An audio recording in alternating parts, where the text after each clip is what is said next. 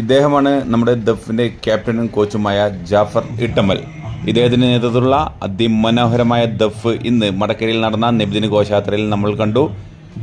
പ്രായഭേദമന്യേ അതിമനോഹരമായി കാഴ്ചവെച്ച ദഫ് കളി കാഴ്ചവെച്ച ടീമിന് എല്ലാവിധ അഭിനന്ദനങ്ങൾ പറയുന്നതോടൊപ്പം നമുക്ക് ഈ ദഫ് കളി പൂർണ്ണമായും കാണാം.